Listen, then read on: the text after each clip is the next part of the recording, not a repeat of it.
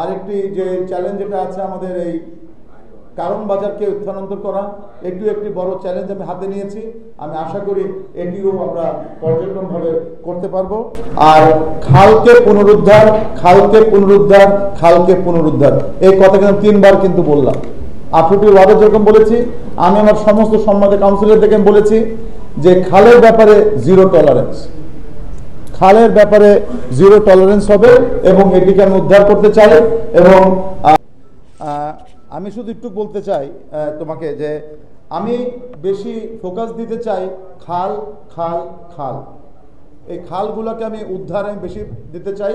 আর এটা হচ্ছে 18টি ওয়ার্ড, 18টি ওয়ার্ডকে আমাদের সাজাতে হবে, কারণ ওইখানে অনেক জনগণ বাস করেন এবং ওনারা কিন্তু একটা কঠিন একটা মানে ব্যস্ততার মধ্যে ওরা থাকেন।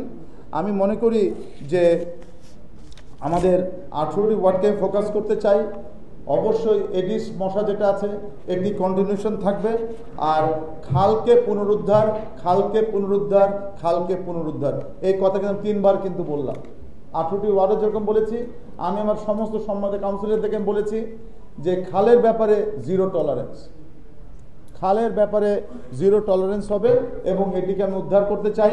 এবং আরেকটি যে চ্যালেঞ্জ যেটা আছে আমাদের এই কারণ বাজারকে স্থানান্তর করা একটি বড় চ্যালেঞ্জ আমি হাতে নিয়েছি। আমি আশা করি এটিও আমরা পর্যটনভাবে করতে পারবো। আর সফলতা যেটা আছে ভাই, পরীক্ষা যে দেয় রেজাল্ট কিন্তু সে দেয় না, পরীক্ষা যে দেয় রেজাল্ট কিন্তু দেয় টিচাররা দেয়। সুতরাং আমরা পরীক্ষার মধ্যে আছি, আমরা পরীক্ষা দিয়েই যাচ্ছি। পরীক্ষার ফলাফল আমাদের সাংবাদিক ভাইদের ছেড়ে দিলাম, তোমরা দিবা, আমরা কতটুকু পেয়েছি। কারণ এটা যদি আমি বলি এটা আমার বলা ঠিক হবে না।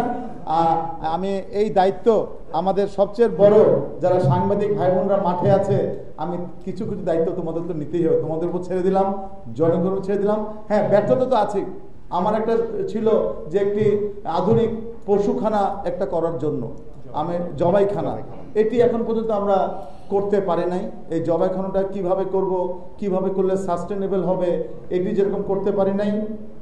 আরেকটি হচ্ছে আমার একটা স্বপ্ন ছিল যে আমাদের এই যে ইয়াটা করার জন্য একটি গাছের হসপিটাল এবং একটা এনিম্যাল ওয়েলফেয়ার, কিন্তু এটি অলরেডি বলেছি যে এটাকে কাজটাকে করার জন্য।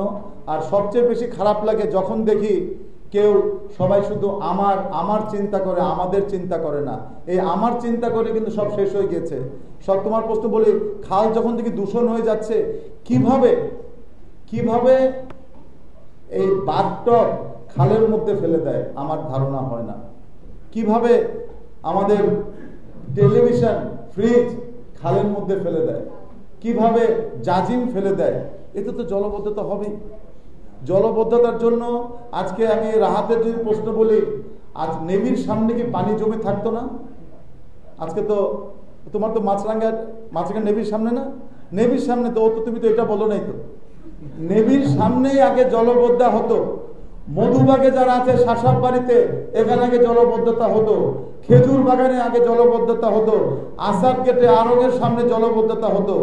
এই জলবদ্ধতাগুলোকে আমরা দূর করেছি।